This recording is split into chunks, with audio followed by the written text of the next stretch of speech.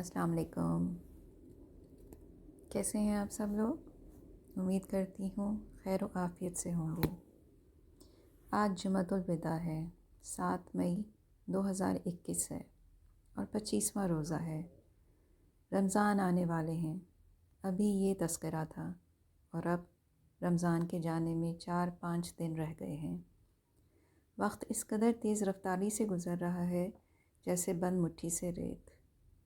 اب وقت میں برکت نہیں رہی ہے۔ آپ کا کیا خیال ہے؟ مجھ کو تو ایسے ہی لگتا ہے۔ اللہ سے دعا ہے کہ وہ ہمارے ٹوٹے پھوٹے عملوں کو قبول کر لیں، آمین۔ آج جو بات سنانے جا رہی ہوں وہ مولانا وحید الدین خان کی بات ہے، ان کی کتاب اللہ اکبر سے۔ حال ہی میں ان کا انتقال ہوا ہے، اللہ ان کی مغفرت فرمائے، آمین۔ عنوان ہے آخرت کی پکار۔ ایک مسئلہ آدمی کے ذہن پر بہت زیادہ چھایا ہوا ہو تو دوسرے تمام مسائل سے اس کی نظریں ہٹ جاتی ہیں۔ وہ اپنے مخصوص مسئلے کا اس طرح مبلغ بن جاتا ہے جیسے کہ بس وہی سارا مسئلہ ہے، اس کے سوا کوئی اور مسئلے کا وجود ہی نہیں۔ کارل مارکس کے ذہن پر معاش کا مسئلہ چھا گیا۔ اس کا نتیجہ یہ ہوا کہ مذہب، اخلاق، فلسفہ اور ہر دوسری چیز کو اس نے نظر انداز کر دیا۔ ٹالسٹائی کے ذہن پر انسانیت کا غلبہ تھا۔ اس نے انسانیت کی باتیں اس طرح بتکرار کہیں گویا دوسرے سیاسی اور اقتصادی پہلوؤں کی اس کی نظر میں کوئی اہمیت ہی نہیں۔ ہندوستان میں بہت سے لیڈروں پر آزادی وطن کا خیال چھا گیا۔ اس کا نتیجہ یہ ہوا کہ دوسری تمام چیزیں ان کے یہاں غفلت کے خانے میں چلی گئیں۔ یہی معاملہ ایک اور صورت میں حق کے داعی کا ہے۔ حق کے داعی کی نظر میں سب سے زیادہ اہمیت آخرت کی ہوتی ہے۔ وہ جہنم سے سب سے زیادہ ڈرتا ہے اور جنت کا سب سے زیادہ مشتاق ہوتا ہے۔ اس کے قدرتی نتیجے کے طور پر یہ ہوتا ہے کہ دوسرے تمام مسائل اس کی نظر میں ایسے بن جاتے ہیں جیسے کہ ان کا کوئی وجود نہیں۔ مزدور اور صنعت کار کے معاملات کیا ہیں؟ ملک پر کس شخص یا کس قوم کی حکومت ہے؟ عہدوں کی تقسیم میں کس کو زیادہ حصہ مل رہا ہے اور کس کو کم؟ ایک قوم نے دوسری قوم کے خلاف کیا جارحانہ منصوبے بنا رکھے ہیں۔ اس طرح کی تمام چیزیں داعی حق کی نظر میں غیر اہم ہوتی ہیں۔ دنیا کے مسائل اس کے لیے اسی طرح ناقابل ذکر بن جاتے ہیں جس طرح عام قائدین کے لیے موت اور آخرت کے مسائل ناقابل ذکر بنے ہوئے ہیں۔ حقیقت یہ ہے کہ یہاں صرف 2 ہی پکاریں ہیں، ایک دنیا کی پکار اور دوسری آخرت کی پکار۔ آج تمام پکارنے والوں کا یہ حال ہے کہ وہ لوگوں کو دنیا کی طرف بلا رہے ہیں۔ وہ لوگوں کو سیاسی اور معاشی اور سماجی خطرات سے آگاہ کر رہے ہیں۔ بظاہر ان میں سے کوئی سیکولر اصطلاحوں میں بول رہا ہے اور کوئی مذہب کی اصطلاحوں میں، مگر حقیقت کے اعتبار سے سب کے سب ایک ہیں، کیونکہ سب کے سب دنیا کے مسائل کو اپنی توجیہات کا مرکز بنائے ہوئے ہیں۔ ایک اور کہانی آپ کے ساتھ شیئر کرتی ہوں، اس کا عنوان ہے جاننے کے بعد۔ پروفیسر مجیب 1902 ہندوستان کے چوٹی کے دانشوروں میں سے تھے۔ ان کی تعلیم خالص مغربی طرز کے اداروں میں ہوئی۔ انہیں شیکسپیئر کے ڈراموں کے بڑے بڑے حصے زبانی یاد تھے۔ ہندوستان میں تعلیم کی تکمیل کے بعد وہ بیرونی ملکوں میں مزید تعلیم کے لیے گئے۔ وہ ایک خوش فکر آدمی تھے۔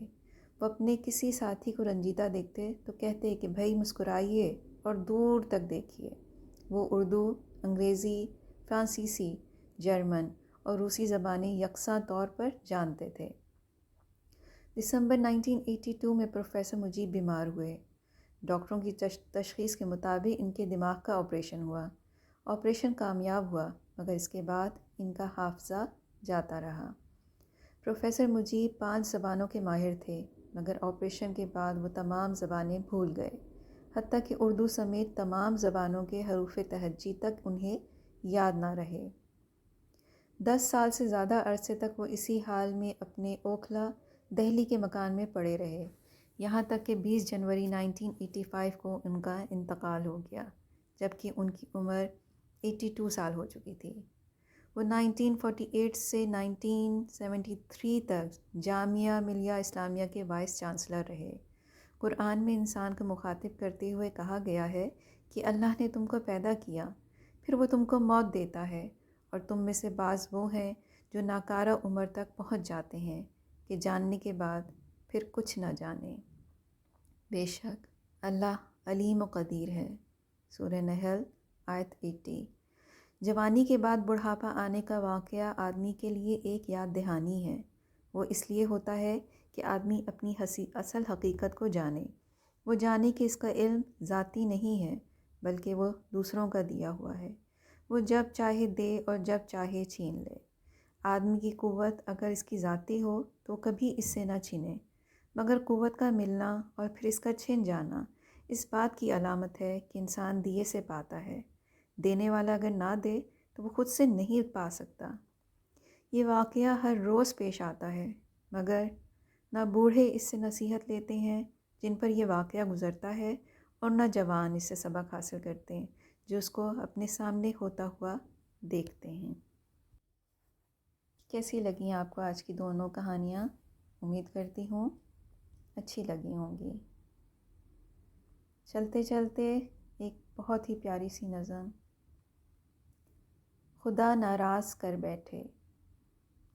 بہت مصروف رہتے تھے، ہواؤں پر حکومت تھی، تکبر تھا کہ طاقت تھی، بلا کی بادشاہی تھی۔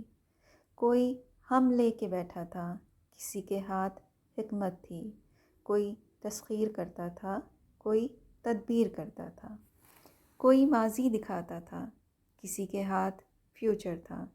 سبھی مصروف تھے ایسے کہ ایک ہستی بھلا بیٹھے، بہت پرواز کر بیٹھے، خدا ناراض کر بیٹھے۔ اب اس نے منہ جو پھیرا ہے، فقط وحشت کا ڈیرا ہے، کہ دنیا کی ہر ایک ہستی بھیانک موت کا چہرہ ہے۔